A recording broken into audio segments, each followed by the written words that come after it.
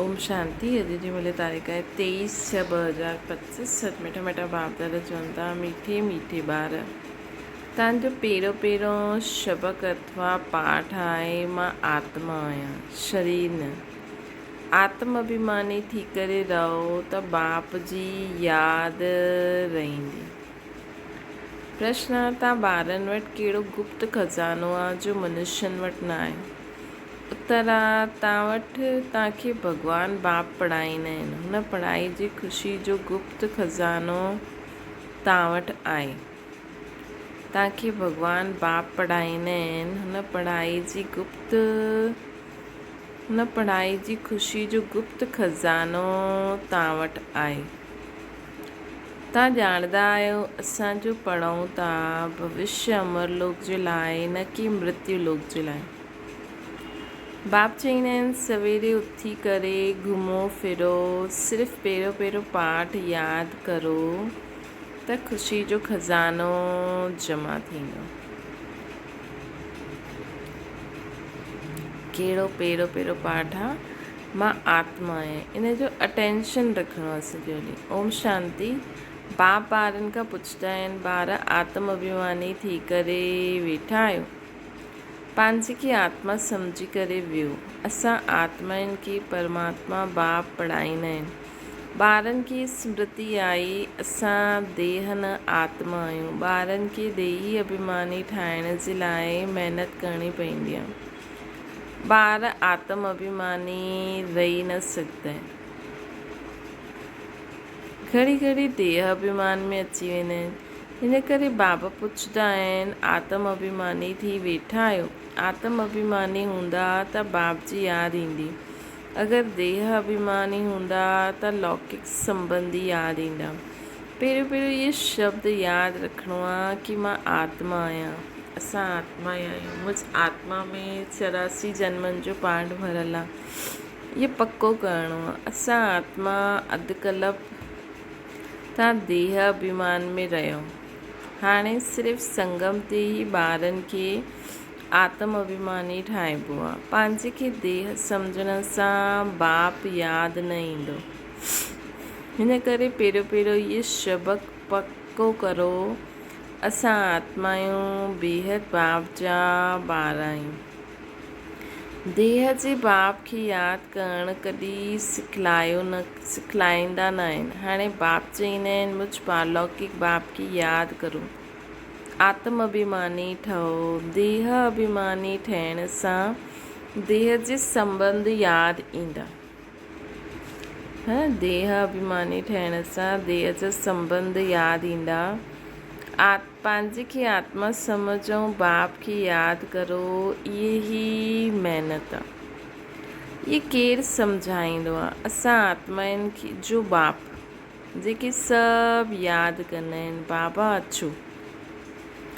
अची करे हिन दुख सां लिबरेट करो। बाप खे सभु यादि कंदा आहिनि। असां आत्मा आहिनि जो बाप। ये केरु सम्झाए थो? असां आत्मा आहिनि जो बाबा थो सम्झाए, जेके सभु यादि कंदा आहिनि कि बाबा अची करे हिन दुखनि सां लिबरेट करो। ॿार ॼाणंदा आहिनि, हिन पढ़ाई सां असां भविष्य जे लाइ ऊच पद पाईंदा आहियूं। हाणे तव्हां पुरुषोत्तम संगम युग ते आहियो। हिन मृत्यु लोक में हाणे बिल्कुलु रहणो न आहे। ये असांजी पढ़ाई आहे भविष्य 21 जन्मनि जे लाइ। सत्युग अमर लोक जे लाइ असां पढ़ंदा आहियूं न। अमर बाबा असांखे ज्ञान ॿुधाइनि था त हिते जॾहिं वेंदा आहियो त पहिरियों पहिरियों पंहिंजे खे आत्मा सम्झी बाप खे यादि, बाप जी यादि में रहणो आहे, त विक्रम विनाश थींदा। हाणे असां सभी संगम युग ते आहियूं। बाबा असांखे पुरुषोत्तम ठाहिनि था न। चवंदा आहिनि न, मूंखे यादि करो त तव्हां पुरुषोत्तम ठही वेंदव। मां आयो आहियां मनुष्य खां देवता ठाहिण। सतयुग में तव्हां देवता हुयो, हाणे ॼाणंदा आहियो कीअं असां सीढ़ी उतरी। असांजी आत्मा में 84 जन्मनि जो पाठ आहे हूंदड़। दुनिया में कोई न ॼाणंदा आहिनि। उहो भक्ति मार्ग अलॻि आहे। ये ज्ञान मार्ग अलॻि आहे। जीअं आत्माउनि खे बाप पढ़ाईंदा आहिनि, उहो ॼाणनि ॿियो न ॼाणे कोई कि इहे सभु अलॻि आहिनि। ये गुप्त खज़ानो असांखे भविष्य जे लाइ आहे। तव्हां पढ़ंदा आहियो अमरलोक जे लाइ, न कि मृत्यु लोक जे लाइ। हाणे बाबा चईंदा आहिनि सवेरे उथी करे घुमो फिरो, पहिरियों शब खे यादि करो, असां आत्मा आहियूं न कि शरीर। असांजो रूहानी बाबा असांखे पढ़ाईंदा आहिनि इहे दुख जी दुनिया हाणे बदिलणी आहे, सत्य आहे सुख जी दुनिया। बुद्धि में सॼो ज्ञान आहे, इहा रूहानी स्पिरिचुअल नॉलेज आहे। बाबा ज्ञान जो सागर स्पिरिचुअल फादर आहे न असांजो। उहो देही जो बाप आहे। बाबा देही जो आत्मा जो पिता आहे। बाक़ी त सभी देह जा संबंधी आहिनि। हाणे देह जे संबंध तोड़ो, हिक सां जोड़नो आहे। ॻाईंदा बि आहिनि न, मुंहिंजो त हिकु ॿियो न कोई। असां हिकु बाप खे यादि कंदा आहियूं, देह खे बि यादि न कंदा आहियूं। इहा पुराणी देह त छॾणी आहे, इहे बि तव्हांखे ज्ञान मिलंदो आहे न। ये शरीर कीअं छॾिणो आहे, यादि कंदे कंदे शरीर छॾे ॾींदासीं। इन करे बाबा चईंदा आहिनि देही अभिमानी ठहो, पंहिंजे अंदरि घुरंदा रहो। बाबा बीज ऐं इहा झाड़ खे यादि करिणो आहे। शास्त्रनि में कल्पवृक्ष जो वृत्तांत आहे, इहे बि ॿार ॼाणंदा आहिनि। असांखे ज्ञान सागर बाबा पढ़ाईंदा आहिनि, कोई मनुष्य न पढ़ाईंदा आहिनि। इहो पको करे वठो, पढ़णो त आहे न। सत्य में बि देहधारी पढ़ाईंदा आहिनि, इहा देहधारी न आहे। इहे चईंदा आहिनि मां पुराणी देह जो आधार वठी तव्हांखे पढ़ाईंदो आहे। कल्प कल्प मां तव्हांखे ईअं ई पढ़ाईंदो आहे, पोइ कल्प पोइ वरी मां तव्हांखे ईअं ई पढ़ाईंदमि। हाणे मूंखे यादि करो त तव्हांजा विक्रम विनाश थी वेंदा। हाणे मूंखे यादि करो त तव्हांजा विक्रम विनाश थी वेंदा।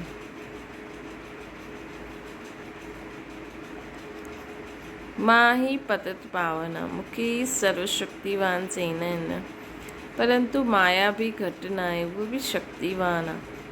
किथां खां किराईंदी आहे। हाणे यादि ईंदो आहे न 84 जे चक्कर जो बि गायन आहे। इहा मनुष्यनि जी ॻाल्हि आहे। ॾाढा पुछंदा आहिनि जानवरनि जो छा थींदो। अरे हिते जानवरनि जी ॻाल्हि न आहे, बाप बि ॿारनि सां ॻाल्हाईंदा आहिनि। ॿाहिरां वारा त बाप खे ॼाणंदा ई न आहिनि, त उहे छा ॻाल्हाईंदा। कोई चईंदो असां बाबा सां मिलणु चाहींदा आहियूं। हाणे ॼाणंदा त कुझु बि न आहिनि। सवेरे वेही करे उल्टा सुल्टा प्रश्न कंदा, है न, वेही करे उल्टा सुल्टा प्रश्न कंदा। 7 ॾींहंनि जो कोर्स करण खां पोइ बि पूरो कुझु सम्झंदा न आहिनि कि असांजो बेहद जो बाप आहे। जो पुराणा भगत आहिनि, जीअं ॾाढी भक्ति कई हूंदी, उन्हनि जी बुद्धि में आहे त ज्ञान जी सभु ॻाल्हियूं वेही रहंदियूं। उन्हनि जी बुद्धि में त ज्ञान जी सभु ॻाल्हियूं वेही रहंदियूं। भक्ति कम कई हूंदी त बुद्धि में घटि वेहींदो, भक्ति घटि कई हूंदी त बुद्धि में घटि वेहींदो। तव्हां त सभिनि खां जास्ती पुराणा भगत आहियो न, ॻायल बि आहे न। भॻवानु भक्ति जो फल ॾियण ईंदा आहिनि, परंतु कंहिंखे इहो पतो न आहे, थोड़ी पतो आहे। ज्ञान मार्ग ऐं भक्ति मार्ग बिल्कुलु अलॻि अलॻि आहिनि। सॼी दुनिया भक्ति मार्ग में आहे। कोटनि में कोई अची करे बाबा खां पढ़ंदा आहिनि। सम्झाणी त ॾाढी मिठी आहे न। 84 जन्मनि जो चक्कर भी मनुष्य ई ॼाणंदा। तव्हां अॻियां कुझु न ॼाणंदा आहियो, शिव खे बि न ॼाणंदा आहियो। शिव जे मंदर में शिव जा मंदर केतिरा ढेर आहिनि। शिव जी पूजा कंदा आहिनि, जल चढ़ाईंदा आहिनि, शिवाय नमः कंदा आहिनि। छो पूजदा आहिनि कुझु पतो ई न आहे। लक्ष्मी नारायण जी पूजा छो कंदा आहिनि, हू काॾे विया कुझु पतो न आहे। भारतवासी आहिनि जो पंहिंजे पूज्य खे बिल्कुलु ॼाणंदा ई न आहिनि। क्रिश्चन ॼाणंदा आहिनि क्राइस्ट फलाणे संवत में आयो, अची करे स्थापना कई। शिव बाबा खे त कोई बि न ॼाणंदा आहिनि। पतित पावन बि शिव खे ई चईंदा आहिनि, उहो ई ऊच ते ऊच आहिनि।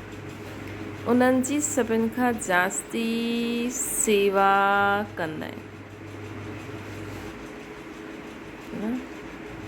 शिव खे न ॼाणंदा आहिनि, पतित पावन बि शिव खे चईंदा आहिनि, उहो ऊच ते ऊच आहे। उन्हनि जी सभिनि खां जास्ती सेवा कंदा आहिनि।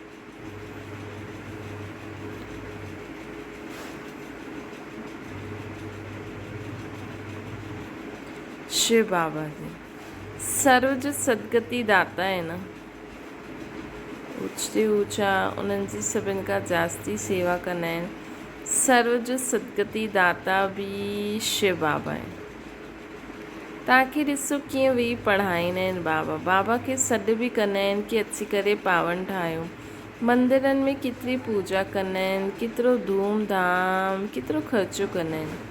श्रीनाथ जे मंदर ते, जगन्नाथ जे मंदर में वञी करे ॾिसो, आहे त हिकु ई जगन्नाथ जगत जो नाथ वटि चांवर जो अंडो चढ़ाईंदा आहिनि। श्रीनाथ वटि त ॾाढा माल ठाहींदा आहिनि। फ़र्क़ु छो? कारण खपे न। श्रीनाथ खे बि कारो, जगन्नाथ खे बि कारो करे ॾींदा आहिनि। कारण त कुझु बि न सम्झंदा आहिनि। जगन्नाथ श्री लक्ष्मी नारायण खे चइबो आहे। जगन्नाथ मतिलबु लक्ष्मी नारायण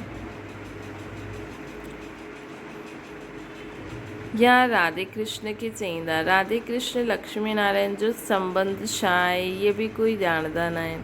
हाणे तव्हां ॿारनि खे मालूम पियो असां पूज्य देवी देवता हुयासीं, पोइ पुजारी ठहियासीं, चकर लॻायो न। हाणे पोइ देवता ठहिण लाइ असां पढ़ाई पढ़ूं था। इहे कोई मनुष्य न पढ़ाईंदा आहिनि। भॻवान वाच्य आहे न।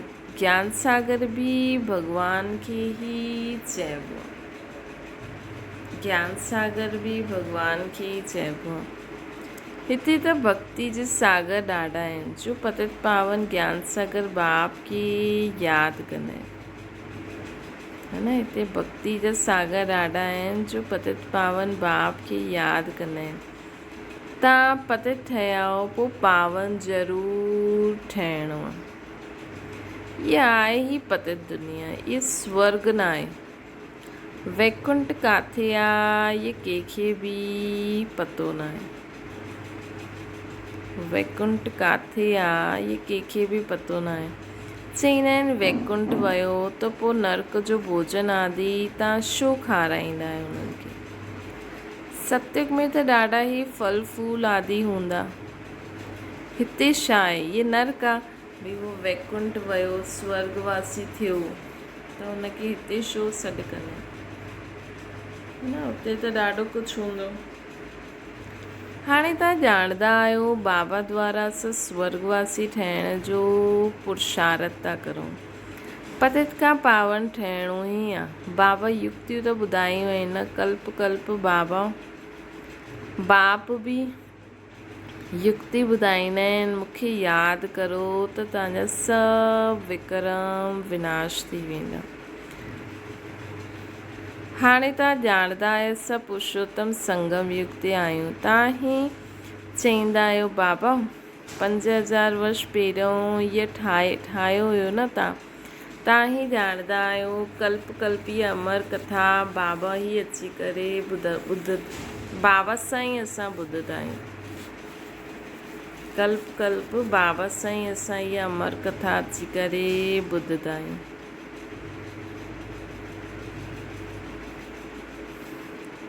शिव बाबा ही अमरनाथ आहिनि। बाक़ी हीअं न पार्वती खे वेही कथा ॿुधाई, उहा आहे भक्ति। ज्ञान ऐं भक्ति खे तव्हां सम्झो आहे। ब्राह्मणनि जो ॾींहुं, पोइ ब्राह्मणनि जी राति थींदी आहे।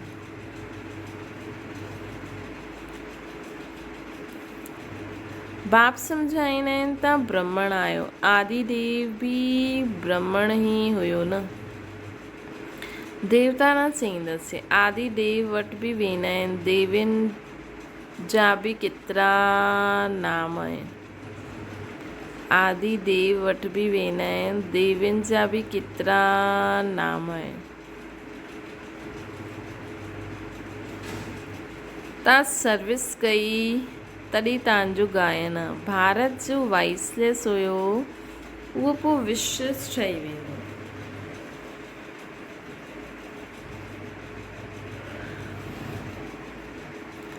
हाणे रावण राज्य आहे न, संगम ते तव्हां ॿार सभी पुरुषोत्तम ठहींदा आहियो। तव्हांजे मथां बृहस्पति जी दशा अविनाशी वेठी आहे न, तॾहिं तव्हां अमरपुरी जा मालिक ठही वेंदा आहियो। बाबा तव्हांखे पढ़ाइनि था मनुष्य खां देवता ठाहिण लाइ, स्वर्ग जा मालिक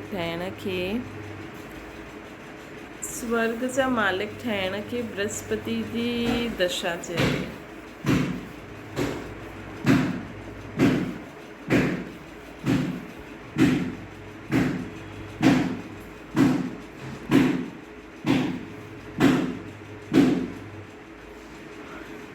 जेको स्वर्ग जो मालिक ठहींदो न, उनखे चइबो आहे बृहस्पति जी दशा। उन समय उन्हनि जे मथां बृहस्पति जी दशा हूंदी। तव्हां स्वर्ग अमरपुरी में त ज़रूरु वेंदव, बाक़ी पढ़ाई में दशायूं हेठि मथे थींदियूं आहिनि, यादि ई भुलिजी वेंदी आहे। बाबा चयो आहे मूंखे यादि करो। गीता में बि आहे भगवान वाच्य काम मां शत्रु आहे। पढ़ंदा बि आहिनि परंतु विकार खे जीतदा थोरी आहिनि। भगवान कॾहिं चयो हुई? 5000 वर्ष पहिरियों चयो हुई। हाणे पोइ भगवान चईंदा आहिनि इहे काम मां शत्रु आहे, इन्हनि ते जीत पाइणी,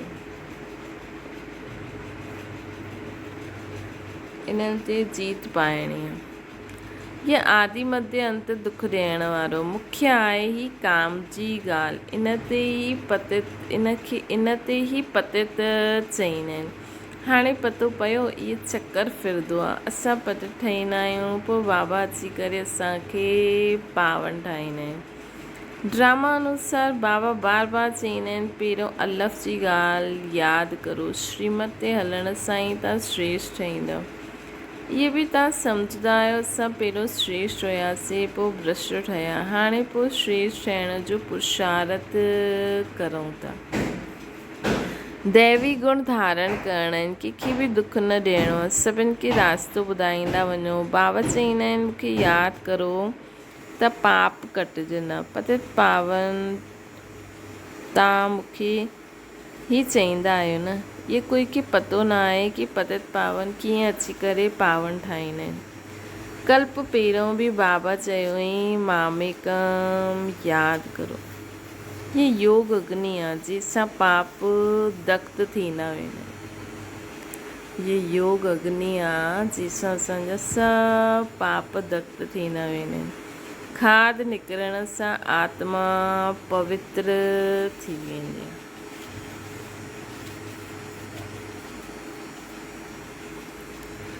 खाद सोने में ही विझंदा आहिनि, खाद सोने में ही विझंदा आहिनि, पोइ जेवर बि अहिड़ो ठाहींदा आहिनि। हाणे तव्हां ॿारनि खे बाबा सम्झायो आहे आत्मा में कीअं खाद पई, उनखे कढणो आहे। बाबा जो बि ड्रामा में पार्ट आहे जो तव्हां ॿारनि खे अची करे देही अभिमानी ठाहींदा आहिनि। बाबा जी यादि सां आत्मा में जेतिरी बि खाद पयल आहे उहो सभु निकिरी वेंदी। पवित्र बि ठहिणो आहे। तव्हां ॼाणंदा आहियो सत्युग में असां वैष्णव हुयासीं, पवित्र गृहस्थ आश्रम हुयो न। हाणे असां पवित्र ठही ऐं विष्णुपुरी जा मालिक ठहींदा आहियूं। हाणे असां पवित्र ठही पोइ विष्णुपुरी जा मालिक ठहींदा आहियूं। तव्हां डबल वैष्णव ठहींदा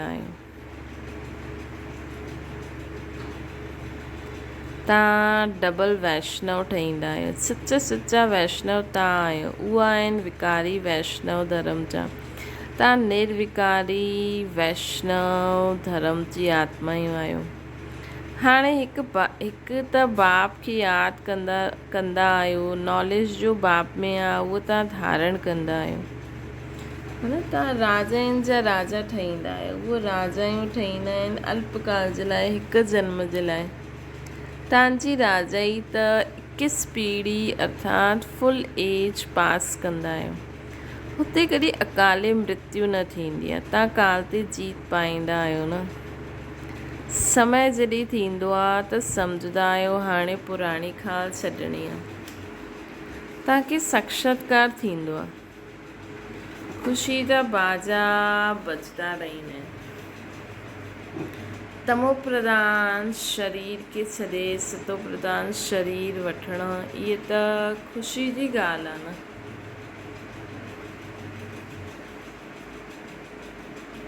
हुते 150 वर्ष आयु एवरेज रहंदी आहे। हिते त अकाले मृत्यु थींदी रहंदी आहे। छो जी हिते भोगी आहियूं न। जंहिं ॿारनि जो योग यथार्थ आहे उन्हनि जी सर्व कर्मेंद्रियूं योग बल सां वश में रहंदियूं आहिनि। योग में पूरो रहण सां कर्मेंद्रियूं हिकदमि शीतल शांत थी वेंदियूं। सतयुग में तव्हांखे कोई बि कर्मेंद्री दुख न ॾींदी। कॾहिं ईअं न चईंदा कि कर्मेंद्री वश थी वियासीं या कर्मेंद्रियूं वश में न आहिनि। कॾहिं ईअं न चईंदासीं कि छा करां, मुंहं मां ॻाल्हि निकिरी वई, हथु हली वियो, नज़र हली वई। सतयुग में तव्हांखे कोई बि कर्मेंद्री दुख न ॾींदी। तव्हां ॾाढा ऊच ते ऊच पद पाईंदा आहियो। असां ॾाढो ऊच ते ऊच पद पाईंदा आहियूं। हिनखे चइबो आहे बृहस्पति जी अविनाशी दशा।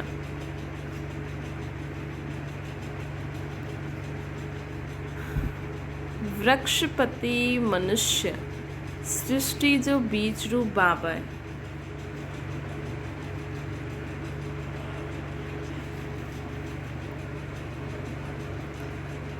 वृक्षपति मनुष्य सृष्टि जो बीज रूप बाबा आहे।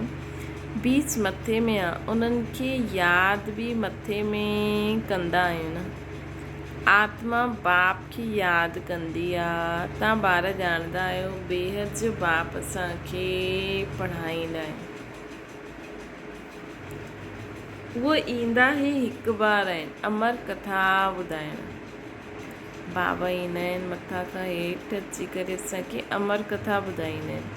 अमर कथा चओ, सत्यनारायण जी कथा चओ, हुन कथा जो बि अर्थ न सम्झंदा आहिनि। सत्यनारायण जी कथा सां नर सां नारायण ठहींदा आहियूं न।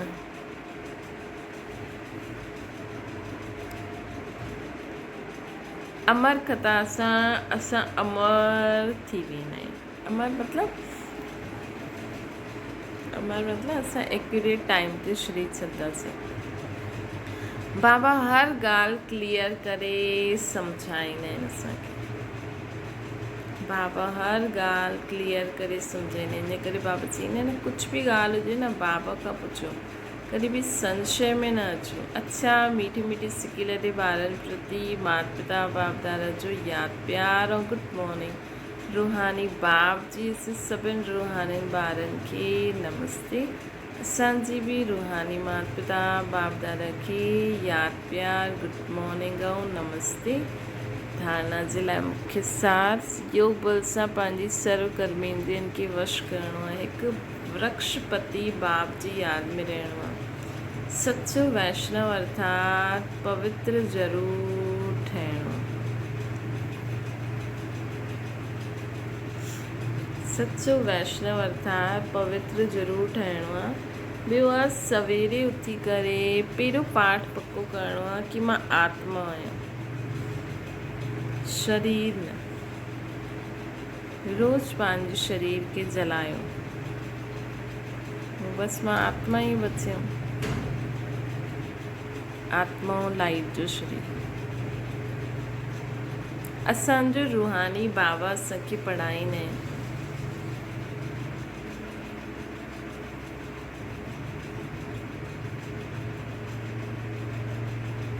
असांजो रूहानी बाबा अची करे असांखे पढ़ाईंदा आहिनि।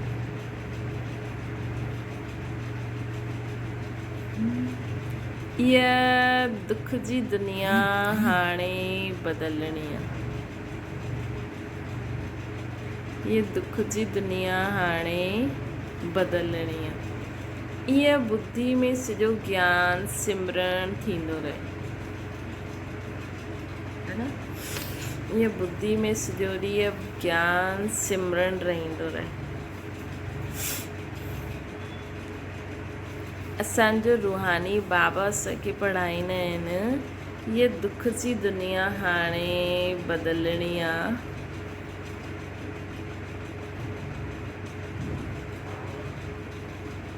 ईअं बुद्धि में सॼो ज्ञान सिमरन थींदो रहे असांजो।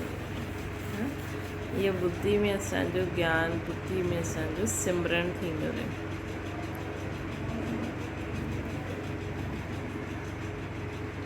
छा बुद्धि में सिमरन रहे कि मां आत्मा आहियां। बाबा असांजो रूहानी बाबा असांखे पढ़ाइनि था कि हाणे इहा दुख जी दुनिया बदिलणी आहे। वरदाना हर खज़ाने खे कार्य में लॻाए करे पद्मनि जी कमाई जमा करण वारा पद्मा पदम भाग्यशाली ठहो। हर सेकेंड पद्मनि जी कमाई जमा करण जो वरदान ड्रामा में संगम जे समय खे मिलियो आहे। हर सेकेंड पद्मनि जी कमाई जमा करण जो वरदान ड्रामा में संगम जे समय खे मिलियो आहे। संगम जे समय में हर सेकेंड असां पद्मनि जी कमाई जमा करे सघूं।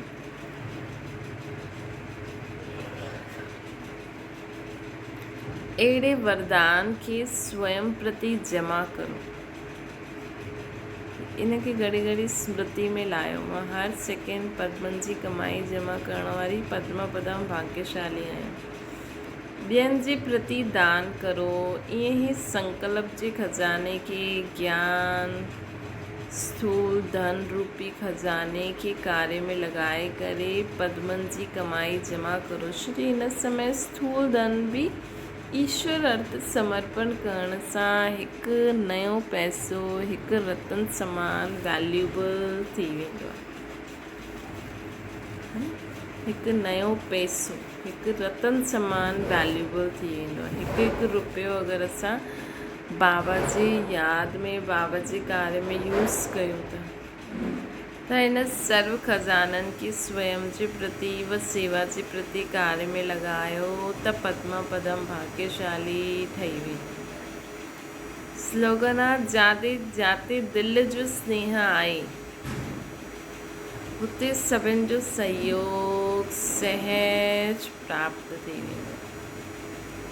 जाते असांजे दिलि जो स्नेह बाबा सां असांजो दिलि जो स्नेह आहे हुते सभिनि जो सहयोग स्वतः प्राप्त थी वेंदो। अव्यक्त इशारो हाणे ईअं ट्रांसपेरेंट थी वञो जो असांजे शरीर जे अंदरि आत्मा विराजमान आहे उहो स्पष्ट ॾेखारे में ॾे,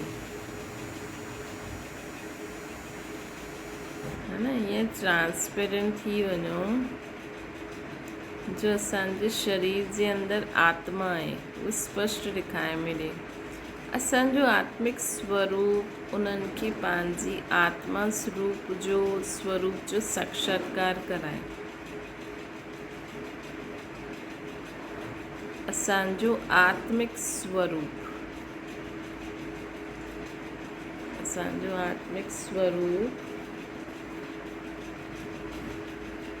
उन्हनि खे पंहिंजी आत्मिक स्वरूप जो साक्षात्कार कराए। मतिलबु असां ट्रांसपेरेंट थी वञूं, असांजी आत्मा उन्हनि खे नज़र अचे, उन्हनि जे कारण उन्हनि खे बि पंहिंजी आत्मा जो अनुभव थिए। इनखे चइबो आहे अव्यक्त ऐं आत्मिक स्थिति जो अनुभव कराइणु।